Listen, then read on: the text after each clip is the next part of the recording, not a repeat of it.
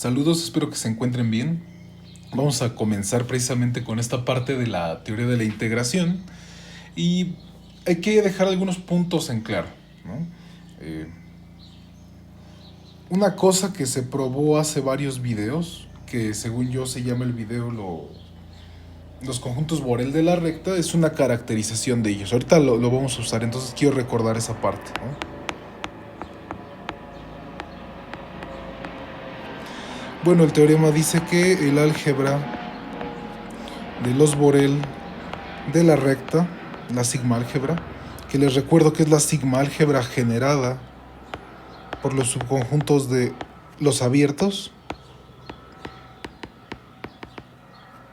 Así es la definición. Concuerda con las álgebras generadas de la siguiente forma, ¿no? Bueno, pues por un lado está la de los intervalos de este estilo,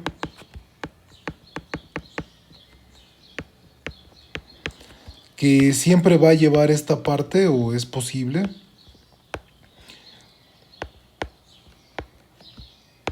que lo acompañemos con puro racional, ¿no? Por la densidad que tienen estos. Entonces es lo mismo generarla con rayos de esta forma a generarla. Yo no voy a escribir la parte racional, solo nos va a importar ahorita estas. O también la podemos generar, por ejemplo, con los rayos del otro lado, ¿no? Menos infinito b abierto, con b corriendo en los reales.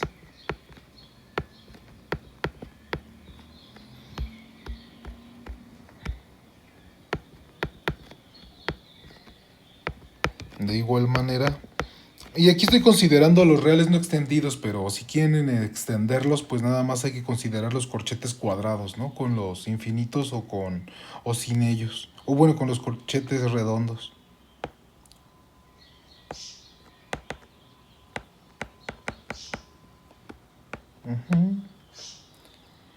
También se puede generar por los intervalos, ¿no? De la forma A, B, con A menor estricto que B, ambos números reales.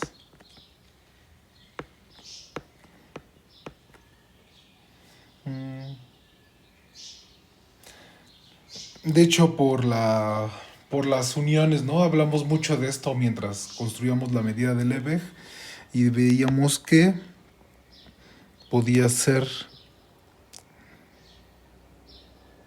generada por los conjuntos de la forma, la unión de I igual a 1 hasta M de AI, BI, tal que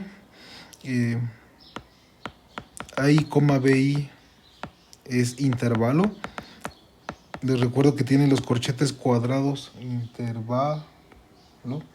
Los corchetes triangulares, perdón, precisamente porque pueden ser abiertos, cerrados, ¿no? Ahí generalizamos la noción, es necesario ver el video de cuando construimos la medida de Lebesgue para que esto quede claro, ¿no? Y bueno, aquí sí ver video Lebesgue porque tendría que poner mucho. Ahí está todas las consideraciones que deben ser tomadas, ¿no? Sobre este conjunto de uniones finitas de intervalos para que todo esto que estoy diciendo sea verdad, pues, ¿no? Bueno, entonces todas estas son presentaciones del álgebra de Borel, ¿no? De la recta real. Ahora, ¿por qué traje esto? Bueno, pues porque precisamente vamos a integrar funciones medibles, ¿no? O sea, el objetivo de nuestra teoría de la integración ahora es generalizarlo a tenerlo sobre esta familia de funciones que son las funciones medibles. Ya también se ha dado la definición formal, pero vamos a darla de nuevo por recordar, ¿no? Así sean x con sigma de x y y con sigma de y espacios medibles. Eso quiere decir que sigma de x es una sigma álgebra de subconjuntos de x, análogo sigma sub y, ¿no? y se considera f una función con dominio x y contradominio y. Entonces se dice que f es medible si solo si se cumple la siguiente propiedad, y es precisamente que para cualquier elemento de la sigma álgebra en el contradominio, la preimagen bajo la función de este elemento sea medible en el otro espacio medible, en el del dominio. Esa es la definición. De hecho, hicimos una caracterización que, si además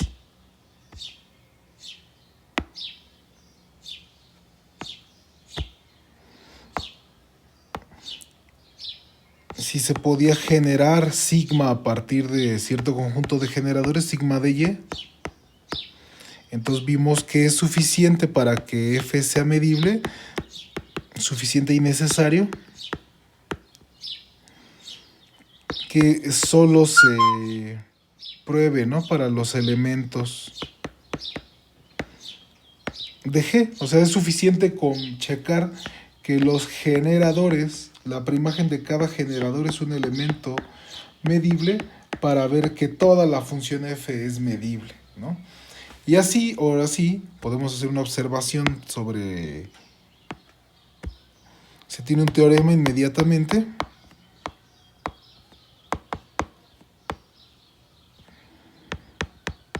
Sea X sigma un espacio medible.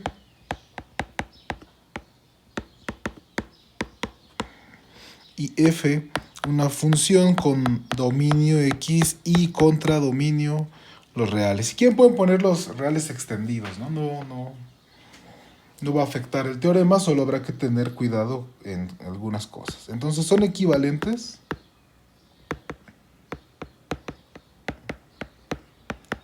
las siguientes.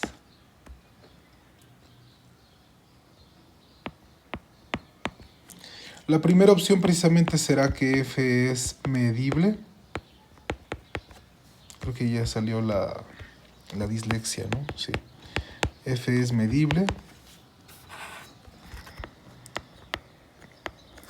La otra situación pues, es empezar a sacarle jugo a lo que hemos escrito, y precisamente con lo que les recordé del primer teorema con el que abrimos, todo este rollo, ¿no?, lo podemos incorporar de la siguiente forma, ¿no?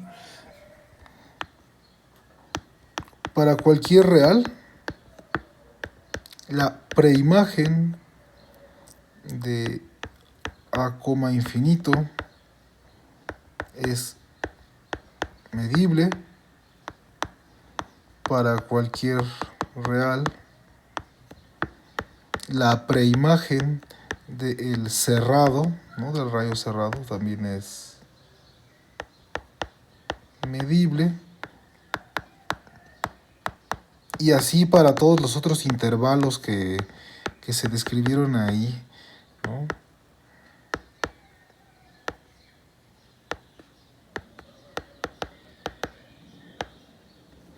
Ahí nada más ojo con sus notaciones o con la mía de conjunto y preimagen y eso. Espero que no esté confundiendo a nadie, ¿no? Entonces...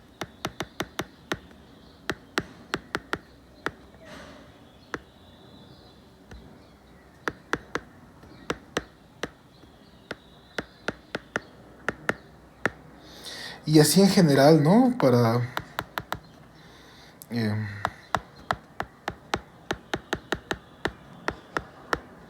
cualquier forma que tengamos de escribir a los conjuntos Borel, vamos a poder asegurar que es equivalente con todas estas, ¿no?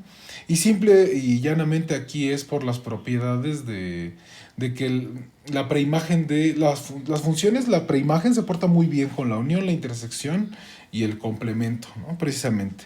Es a través de eso y de todos los malabares de las operaciones conjuntistas que requieren para probar el teorema con el que partimos, con el que abrimos el video, son lo que nos llevaría a probar cada una de estas equivalencias. Pero esto está muy bien porque, bueno, con el caso de la integral que vamos a hacer sobre funciones medibles, de espacios medibles en los reales, pues vamos a tener muchísimas formas de probar que una función es medible, ¿no? De hecho, en los videos originales que hicimos de definir una función medible, pues solo damos la definición, pero hay algunas cosas que son bastante claras, ¿no? O unas propiedades que deberíamos de observar, por ejemplo, ¿no?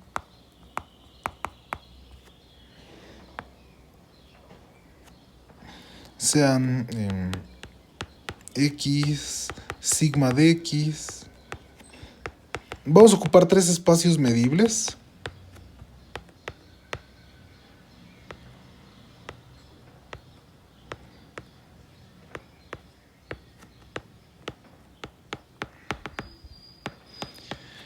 Y pues funciones precisamente para hablar de propiedades, ¿no? Como la composición, el producto, etcétera, ¿no? Entonces, y f de x en y, g de y en z, y tal vez una h de x también en y, funciones medibles.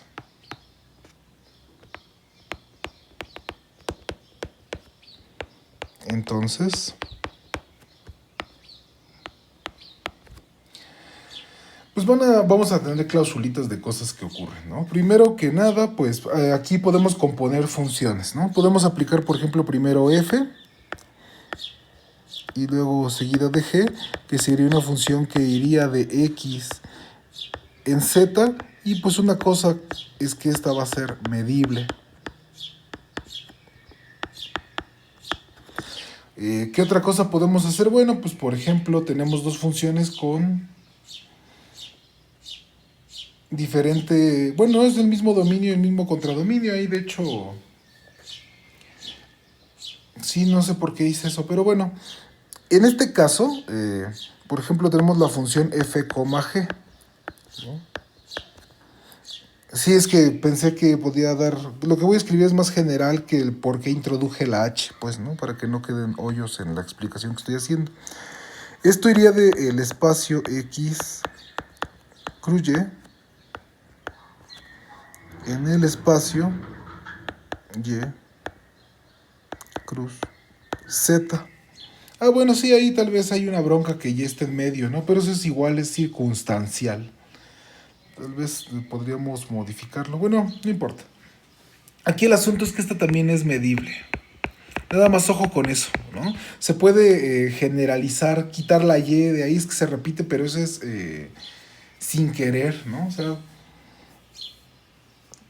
necesitaría otro espacio medible para poder escribir bien esta afirmación sin que se repitiera. Pero lo importante es eso, ¿no?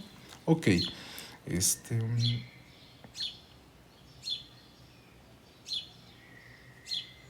Esas dos cosas son muy importantes. No son difíciles de probar, pues aquí es que nos agarramos un subconjunto medible en Z, la preimagen con F es medible en Y, precisamente pues porque la F es medible, perdón, con la G, ¿no? Precisamente es regresarlo con la G, ¿no? Entonces, a ver, vamos a hacerlo, porque soy un mal hecho. Entonces nos agarramos un elemento medible aquí, y entonces G a la menos 1 de U es medible pero en y esto es pues porque g es una función de y en z y la supusimos medible, ¿no? Entonces de manera análoga, pues f a la menos 1 de g a la menos 1 de u es un elemento medible pero en x, ¿no? Y esto no es otra cosa más que componer f con g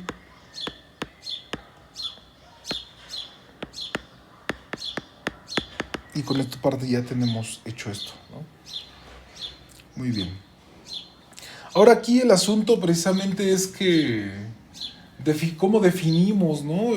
La parte del producto medible, ¿no? Dijimos que si teníamos una familia de conjuntos, bueno, sí, de espacios medibles, ¿cómo se iba a definir? Y fue a través de las proyecciones, ¿no? Un conjunto era medible si solo si todas sus proyecciones eran... Ah, no es cierto, habíamos definido más bien que era la sigma álgebra, ¿no? Más pequeña que hacía todas las proyecciones funciones medibles, ¿no? Así había sido definido el producto medible. Entonces, pues aquí va a ser una cuestión nada más de cómo probamos que esta función f, g. Y permítanme aquí cambiarle el espacio nada más para que tengamos mayor versatilidad, ¿no? Entonces, aquí el asunto sería ver que esta función es medible. Sería tomarnos aquí un conjunto, ¿no? Que supiésemos que es medible en el producto y ver qué onda con su preimagen, ¿no? Pero aquí pues va a estar pues, muy fácil precisamente porque basta, ¿no? Con checar pues con las composiciones, ¿no? Precisamente aquí, bueno, con las proyecciones, aquí tenemos dos proyecciones naturales sobre proyectar sobre W y proyectar con Z, ¿no? Entonces, si la sigma álgebra es la aquí medible, es la que me hace medibles a estas dos funciones, ¿no? Y entonces básicamente es como un asunto de como del producto en topología, ¿no? Como tenemos que al componer la función esta con estas dos es medible en las dos entradas, entonces pues la función es medible, ¿no? Muy bien. Vale. Entonces, con este tipo de cuestiones sobre las funciones medibles, creo que ya choreé mucho. Déjenme hago otro video para